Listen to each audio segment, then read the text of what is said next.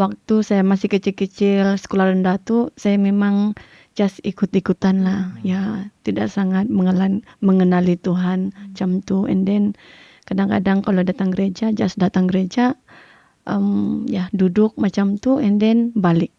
Ya, tidak ada macam pengalaman bersama dengan Tuhan, tidak ada merasakan sesuatu waktu tu. And then ya, so selepas dalam usia saya yang muda tu, saya juga didedahkan dalam adalah saya nampak orang yang yang menyembah Tuhan macam tu. And then waktu saya sekolah menengah, saya join kawan saya. Ya, saya tinggal asrama. And then saya ikut kawan saya, yaitu waktu tu kalau saya ingat dekat SIB, ya di Squatty. So SIB Squatty, so saya ikut dia. Dan saya nampak ada perbezaan bagaimana mereka menyembah Tuhan, and then bagaimana mereka memuji Tuhan. Semua itu sangat-sangat berbeza. Ya. And then di usia saya berumur 13 tahun waktu itu, baru ada sedikit macam kesedaran di sana. Kesedaran untuk mengenali dia. Ya, so saya menerima Tuhan usia saya 15 tahun. Ya, menerima Tuhan sebagai juru selamat. Sebelum tu dalam perjalanan hidup saya sangat nakal. Ya, saya sangat nakal. And then dulu kalau saya ingat-ingat, saya seorang macam tomboy. And then saya rambut pendek. Ya. Ya, saya rambut pendek, tomboy. And then banyaklah hal-hal yang saya lakukan yang tidak berkenan di hadapan Tuhan. Contohnya saya kurang menghormati ibu bapa saya. Kalau mereka marah, saya tengking balik. Ya, so bapa macam marah, mengumpat tu, saya lah dia. And then saya ingat juga pernah juga saya mencuri tem budak kan. So banyak hal-hal yang saya lakukan. And then apa yang saya lakukan tu saya lakukan untuk diri saya sendiri. And then saya tidak pernah menghormati keluarga saya, menghormati khususnya saya punya orang tua lah waktu tu. And then saya selalu melawan, saya ingat lagi saya selalu melawan saya punya ibu macam tu. And then apa yang saya lakukan, saya selalu merungut. Saya selalu merungut sebab saya dilahirkan, kami ada 8 adik-beradik. Dan kita ada 3 perempuan dan 5 lelaki. Dan saya adalah anak yang kelima dan anak yang tengah lah perempuan. So semua kerja-kerja di rumah tu akan saya yang lakukan sebab waktu tu saya punya kakak sudah kahwin. So semua kerja tu macam kembali kepada saya. Kerja yang sangat berat pun saya yang buat. So fasa tu kan saya sangat banyak komplain, merungut, marah. Kenapa asyik saya macam tu? Kenapa asyik saya? Ya. So itu kehidupan saya waktu saya belum menerima dia sebagai Tuhan dan Juru Selamat. Ya, dan saya bersyukur waktu saya masuk ke sekolah menengah, saya tinggal di asrama. And then ada seorang kawan yang bawa saya ke gereja ya SIB waktu tu. So di sana saya mula melihat bagaimana mereka menyembah Tuhan. And then the first time lah di sana saya merasakan hadirat Tuhan. Saya dijamah Tuhan waktu tu.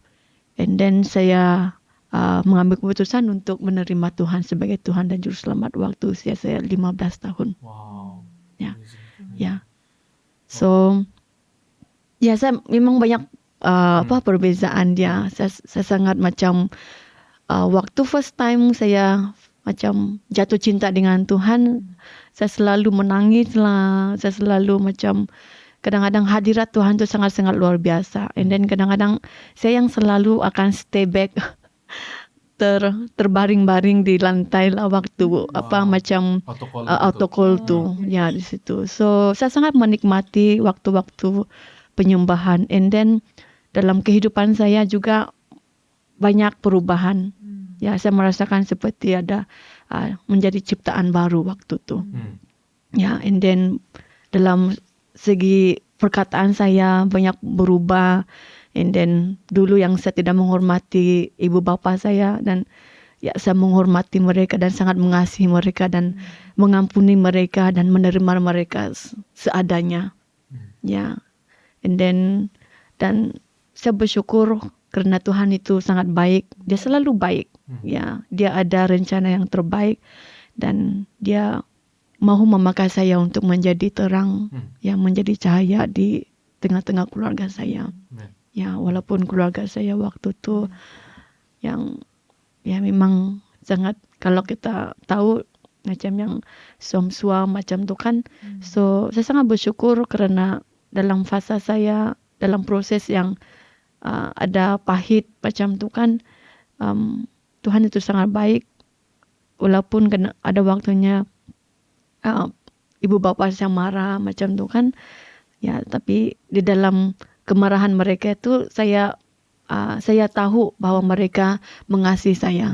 And then ya, itulah melihat perubahan dan datang ke Semenanjung, saya masuk dan join DMC, saya sudah familiar cara penyembahan dia, sebab saya sudah macam ada kena train sedikit lah di waktu saya berada di sekolah menengah.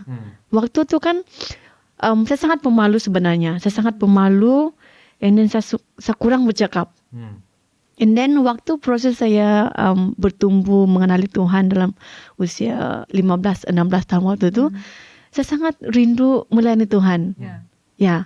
And then saya sangat suka orang yang main piano, gitar, and then yang boleh menyanyi. Saya sangat suka mereka. And then saya berdoa, Tuhan, wow, suatu hari nanti saya mau seperti mereka, mau dapat lead worship, dapat menyanyi bagi kau, backup singer macam tu.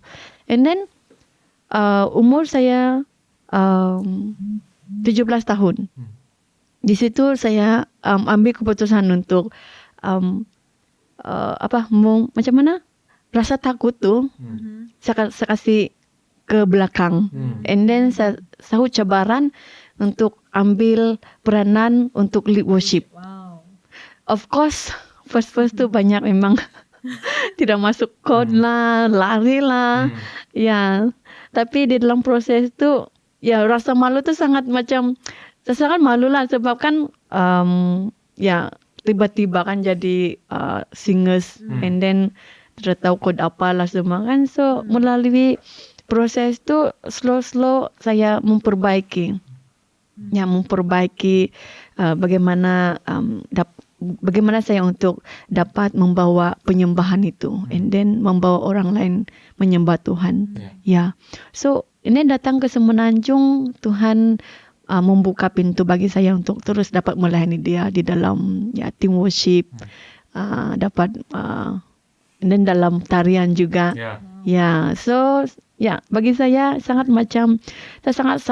satu peluang dan satu kesempatan bagi saya untuk dapat melayani Tuhan di DMC. Saya masih ingat lagi salah satu highlight yang saya ingat yang saya pernah bekerja sama dengan kamu lah. Kau masih ingat gak dulu dalam tahun 2015, 2016 begitu? Kita pergi Indonesia Embassy itu. Ya. Pergi Indonesia Embassy di KL sana kan. Terus tuh guys, kami dua wakil Sabah, wakil Malaysia, kira begitulah kan. Kami kita nyanyi lagu apa tuh? Lagu Mama Rayo. Iya, betul. Lagu Mama Rayo dengan apa lagi ya? Itu ya kan?